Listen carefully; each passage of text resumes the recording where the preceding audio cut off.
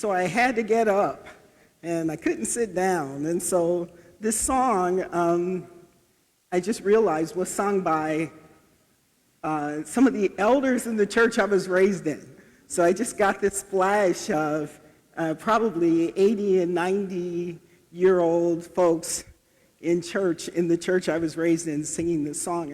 And so that welled up, and I needed to get up, so I got up. And so it was amazing to have that come up. It's interesting because as I prepared this message, this song kept coming to me, and without the awareness of the elders and the ancestors that just showed up a few minutes ago. And the verse, I was glad when they said unto me, let us go into the house of the Lord, came up over and over again. And I was raised on that verse, and you can hear the King James version of it, unto. And so I was glad when they said to me, let's go into God's house. And, I know we're learning more and more and more about worshiping in different locations at different times, and more that God's house, the house of the divine, the places we gather, are within us and shared amongst us and include more than our human siblings. It's trees and four-leggeds and two-leggeds and water and rock and the earth, and that we're dwelling in the divine together wherever we are, in the presence of the divine in all these different locations. And just really feeling aware of that. And that keeps coming up, and finding language for that, which really doesn't cover the spiritual piece. So I would invite you to notice maybe not only where you are in this room, but our connection that actually does happen even when we're virtual. Though we're virtual, that we're virtual. And I believe the connection, and I've said it before, still moves heart to heart to heart wherever we are. I think we can have that and do that as we worship, as we are here together. And so, please pray with me. God, thank you for being who you are. Thank you for being so lovable. Thank you for the ways that you help us know how lovable we are. Thank you for being real for us, however we understand you, that you are real, that you are not weak and passive, but present and just and at the ready and a present help in time of need, and indeed that you're there at all times, even when we don't know that you're present. So thank you. Thank you for being who you are in our lives. Help us know that you're present. Help us as we hear these words. Be with me as I speak. What comes out of me, please have that be in alignment with you, in alignment with Spirit. Be with all of us, wherever we are. We ask these in your many precious names. Amen.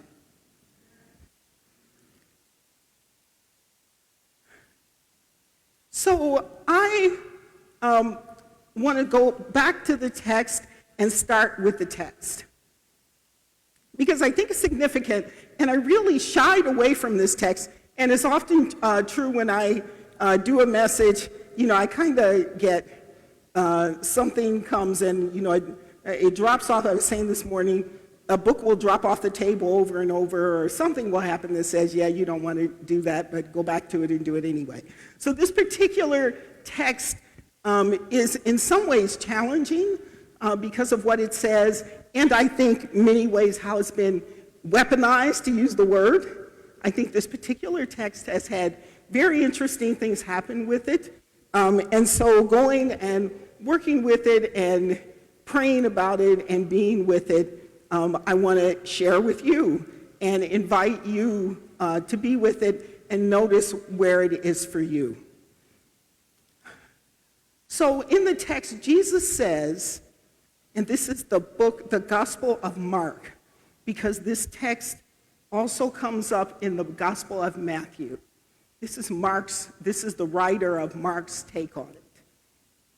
So in the text, Jesus says, if you want to come after me, deny yourself, take up your cross, and follow me. There will be suffering involved.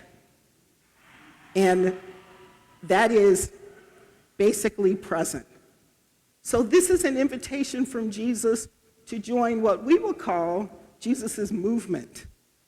Now, reading the text, what comes to mind for many folks, many of us perhaps, is having spent a lot of time, maybe a lifetime, to say to oneself, I want to embrace myself. I finally managed to embrace myself.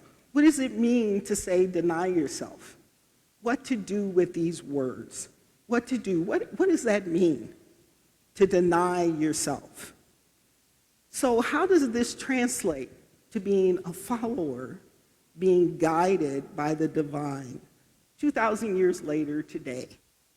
And that is what this spiritual invitation is, guided by the divine. That is the text. So I think the text is an invitation for us to explore.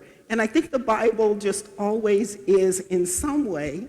And right now I'm thinking of the Bible in 90 days as this ongoing study that we do once every other year. And I don't know if Joanna's back there, but is this our year for the Bible in 90 days? We didn't do it last year. Is this the year coming up? January, right?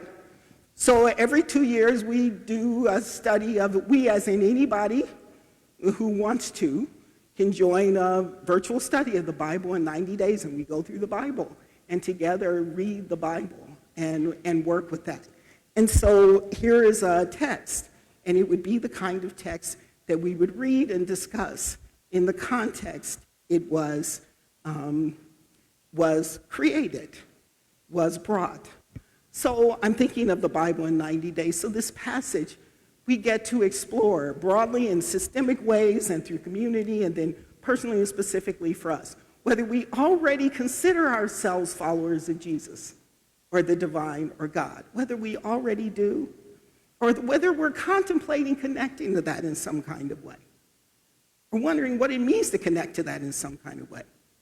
And that's perhaps a chance to check in with ourselves in either case. This certainly happened for me. And so what does it mean? Am I a follower of the divine, of Jesus? How's that going for me? And what's challenging about it? Anything challenging right now?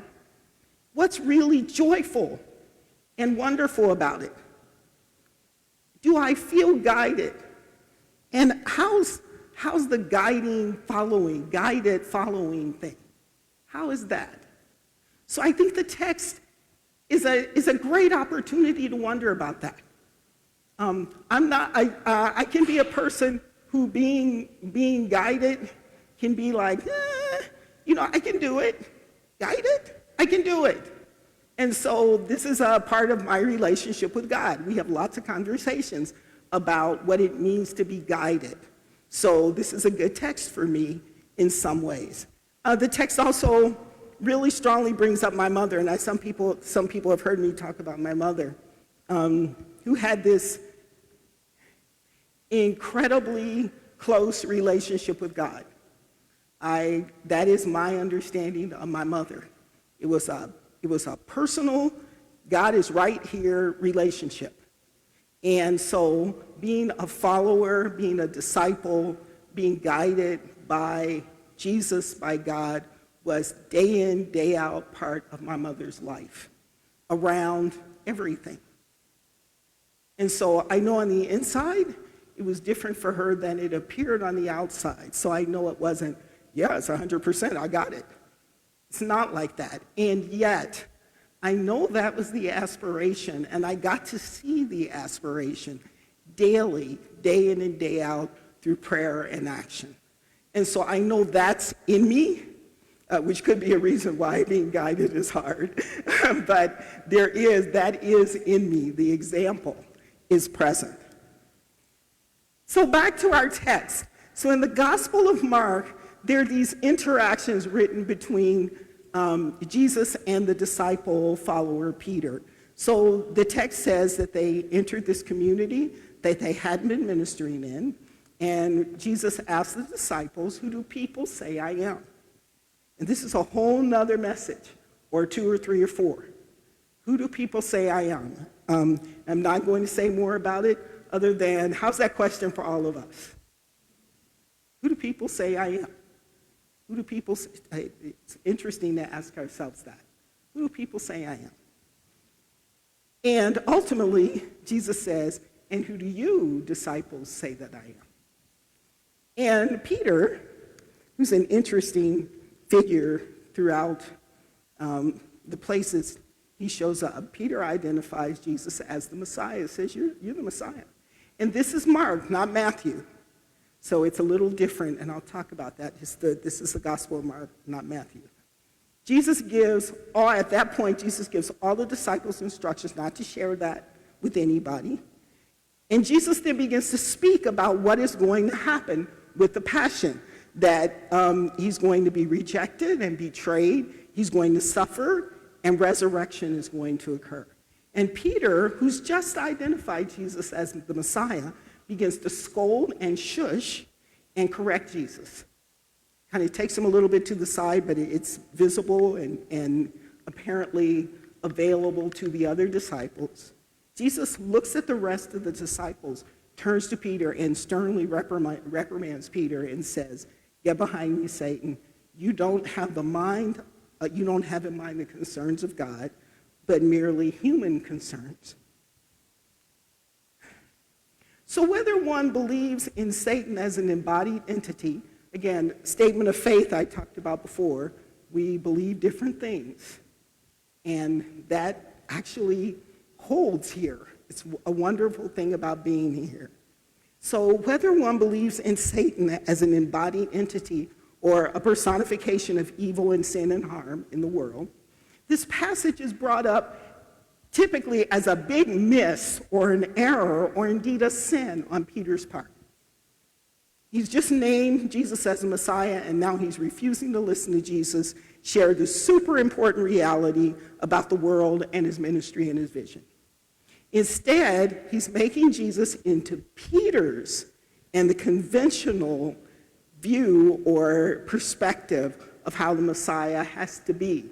And he's leaning into traditional perspectives of power and strength. He's saying, this is the way the Messiah is going to be. What are you talking about?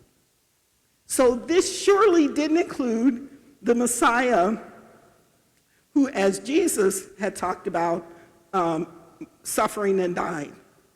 And so Peter, I wonder what Peter took in about the resurrection. That's not mentioned. So did Peter think he was showing loyalty and commitment to Jesus? He probably did, even some protection as he was thinking. And so did he also wonder, what's wrong with Jesus saying these things? We just confirmed, didn't we, that he's the Messiah. So in fairness to Peter also, as presented by writers of the Gospel of Mark, he and the other disciples didn't have information or perspectives to have a deeper understanding of Jesus' ministry at this point. And so, and theologians have talked about that. The other thing about this passage is it's about conflict. And I've read it and heard it, and it's been preached so many times, and people didn't just say, people are really upset with each other here. This is about conflict. And so, I read a section where somebody said, this is about a bunch of people telling each other to shut up. So Peter says, you're the Messiah. Jesus says, don't tell anybody. Jesus starts speaking clearly about the crucifixion and the resurrection, and Peter says, don't talk about that. Jesus says, don't talk to me about Satan. So this is conflict, even though the content is focused on the good news and Jesus himself. This is love and conflict and relationship. Does it sound familiar? There really is complex stuff going on around relationship. And perhaps for the first time when I went through this, perhaps this is part of the message that's being brought here, this opportunity to reflect on community and love and care and conflict. Because this is not just fun stuff, and it's divine stuff and human stuff, and it is about, what are we doing here, people? And so it is about that. And this becomes the church.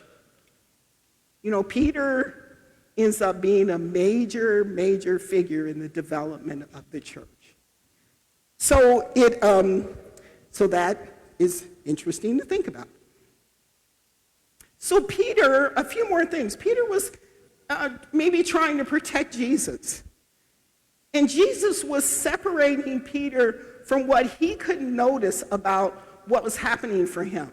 This widely held idea about the Messiah, which now is a narrow view of the Messiah because Jesus has come. So Peter didn't know that. And Jesus gives him clear information about what he could do differently. When he says to Peter, you're thinking in ways that are about human concerns rather than divine concerns of God. So it's hard to imagine that this moment would not have returned to Peter when Jesus foretold about his passion, what would happen with the crucifixion, as Peter reconciled with Jesus, because they did reconcile. After Jesus was resurrected, they had an interaction and talked about, Peter having denied him 3 times. And for the rest of Peter's life, in Peter's leadership and development in the church. So there's a thing here about relationship also being difficult and going through difficulties, and then what healing is and what reconciliation is. So from here, the text goes to Jesus calling together the crowd, the broader community in that area, and telling them that, yeah, they can be part of the movement, they can be followers, and to do that, they need to do it. The deny yourself, take up your cross, and follow me comes again. So by the way, Peter and the other disciples had already been doing some of that without this deeper understanding. So I want to talk for a minute about, there are 2 things. One, this direct instruction from Jesus about, so what does it mean to think about the things of God and the things of humanness? And where do they seem very separate? And where do they seem like, yeah, that aligns? And to wonder about that in our own lives. Where have been the places where it's like, yep, I've got this thing going on, and it could be a daily kind of not big event, but it's like, yeah, I feel it's in alignment. I'm praying about it, I'm thinking about it. It feels in alignment. And the other places where it feels like, whoa, going back to following and being guided. So where are the places where there feels like there's a lot of separation in terms of concerns of God and concerns that feel not just human, but maybe about things that are of the world in ways that are concerning. And so we're going to go there in a minute. But I want you to, as you would and as you're willing and able, to think about places where that's happened and relationship with God and how you worked with that and how you do work with that. And I want to say the prayer word as I say that.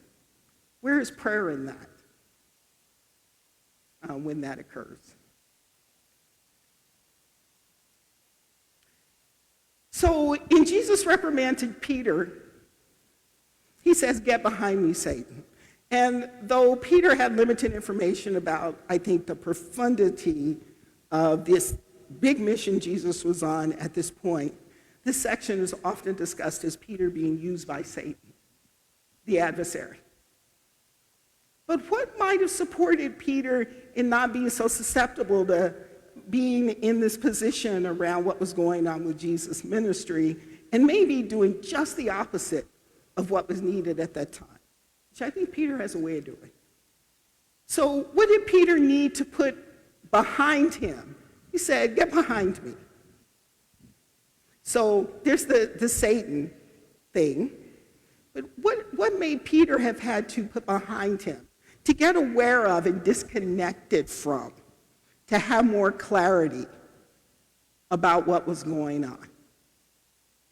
So this expression of get behind, get it behind. So perhaps it would have helped Peter to notice that he might have been afraid. He might have had fear of losing Jesus in the moment, because he may have thought, as happened with Jesus' family, that Jesus was maybe possessed by their standards. And that's why Jesus, who's the Messiah, is saying all these things. And so why is he saying these things? What's wrong with him? And so he may have been thinking, well, we're losing Jesus right here.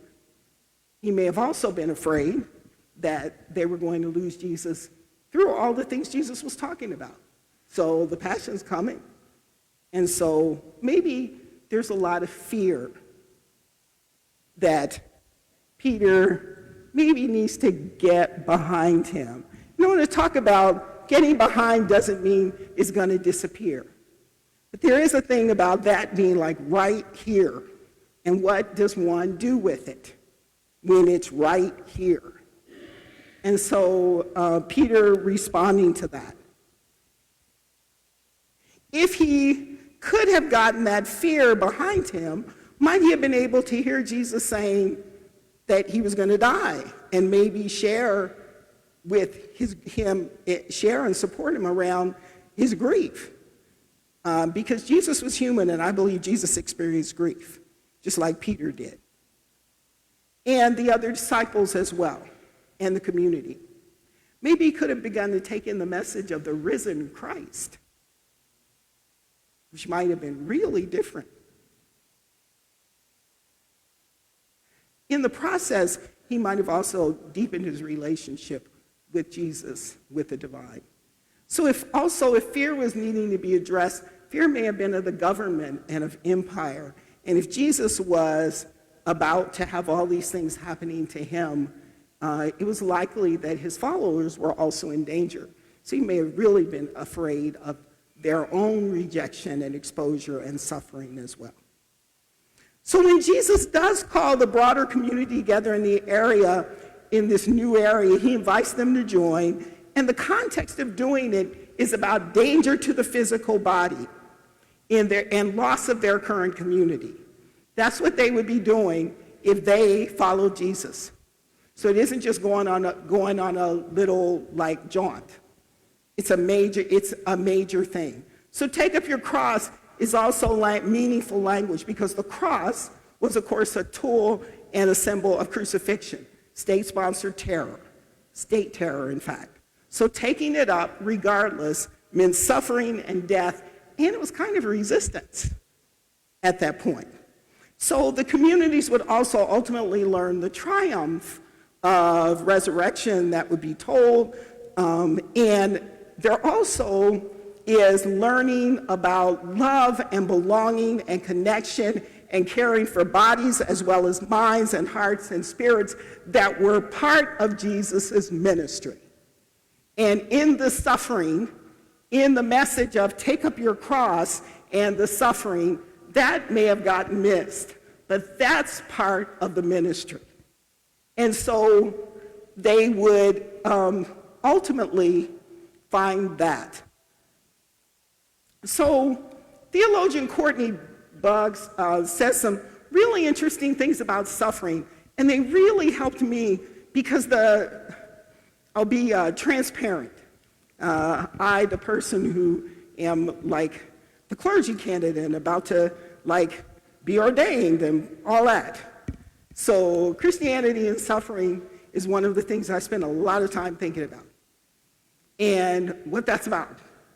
And so This person says an interesting thing. In fact, I felt really, it was amazing to run into it because it's something I spend time looking for, thinking about, and reading about. So theologian Courtney Buggs speaks of the importance of the ongoing focus on healing and life in the ministry of Jesus as indicating that suffering is indeed an ongoing present reality, but that Jesus was not making it normative. Jesus was not about making suffering normative, not about making suffering just okay, but alleviating it and doing away with it. That was Jesus' ministry, doing away with the kind of suffering that comes from injustice. That Jesus was not suggesting either that suffering as divine, that suffering was good as just good in and of itself. Not suggesting suffering as a divine good in and of itself. So Jesus' ministry was not caught up and running on, let's all suffer, that's all good for us. Which is a really different way of looking at the ministry than than happens in many ways and places. And they go on to talk about ministries that have suffering theology and who suffers. Very often, the suffering lands on those with the least power. And so this ministry of suffering piece was really important. So we come back to the question, what about this self-denial text? So deny yourself, take up your cross, is not about doing harm to yourself. It's not about moving yourself away from yourself. A God who loves us doesn't want us to harm ourselves. Buggs indicates that a practical response to this text is that it's a call for a kind of selflessness in following discipleship, coupled with caring for oneself so that one may be able to faithfully act on God's divine call. So, do you buy it? So, rather than just self-denial, it's like I can take care of myself, I can support others. If I don't take care of myself, how will I be aware of and engage in the call that God has for me? So that's the take. And Skinner talks some about that call. Matt Skinner talks about the way what Jesus was asking was that we think and relate and live in different ways than we have, and that a lot of that had to do with doing power in a different way and having a commitment to creating a different state of affairs in the world in that way. So in following Jesus and being guided and committed to those that being followers and being guided, we find relationships of love and care that include self and community and the divine. Self and community and the divine. So I think we get to ask ourselves, are there things that you're working on putting behind you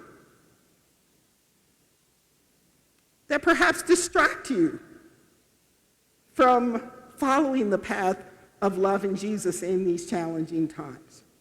Fear of some kind, or worries, or stress, or regret, or concerning behaviors, or a zero-sum scarcity perspective that I think we're all having pushed really hard right now, that says it's you or me, rather than there's enough to go around. So what do we need, or what do we want to put behind us? Is there anything? A question might be, what do I need behind me to focus on the concerns of God and that honor my humanness as I was made? And so this is not about getting rid of feelings. It's not about getting rid of thinking, but maybe having more flexibility around what we do that ends up feeling like we're stuck. So what does it mean to be able to move some things behind? So I'm silent to give you a chance to entertain that notion. Yeah? Okay. And so, this process is a process. It's about being in progress. So what might go behind might not be there forever. It might just need it to be integrated, looked at, worked on, integrated. It may be an experience that was a really big experience, or something that is there that can be there, worked on, and becomes a part of bigger things or of all things in our lives.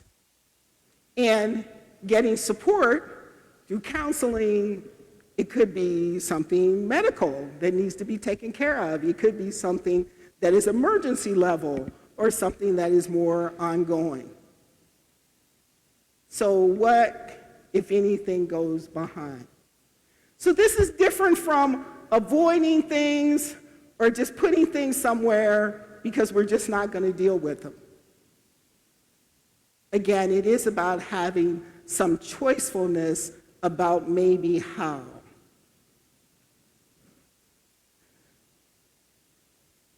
So I want to give you a chance to think about whether there is anything like that for you.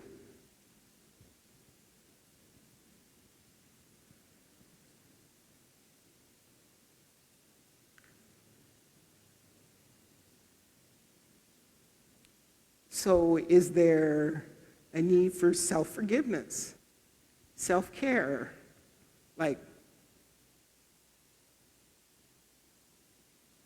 how I don't pay attention to me, and what can I do with that? Where do I isolate? How might I pick up a phone and be in contact? So is that habit something that I can put behind me? And I might spend a lot of time working on it as well. So the idea of doing this has to do with making more space for followership and guidance. What it means when those things that we feel stuck in take up a lot of space. And what does it mean to have some of that space available by engaging in that?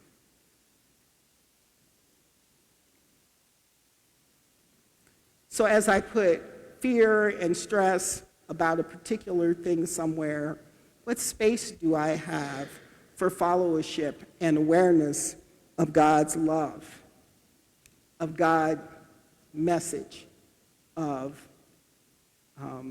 God's care for me?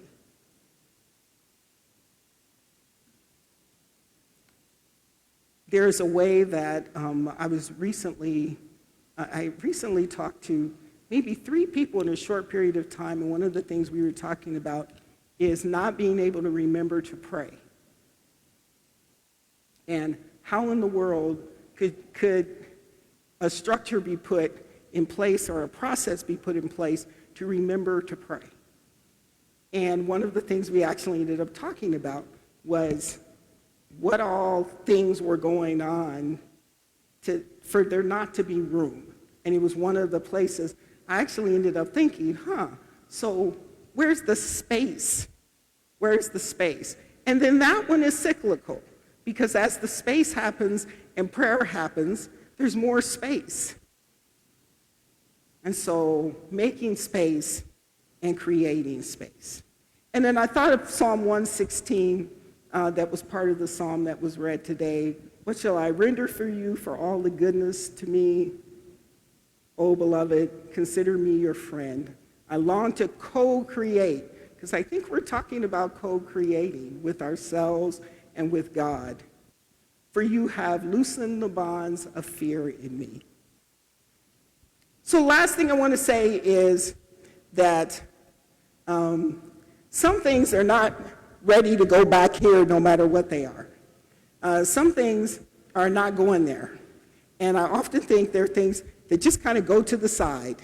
They get to go this far.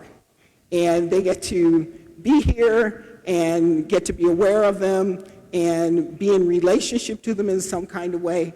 And they're still not right here so that nothing else can be worked with, or it feels like. So moving off to the side is an interesting thing. I also think that the side is also often a place of companionship, maybe. Is the side a place where there might be companionship and you might notice companionship? It's interesting that when I am very consciously aware of thinking of my son who passed many years ago, it is my side that I am most aware of. So some things are neither up front or in the back, and being aware of how do we work with things in order to, again, have choice.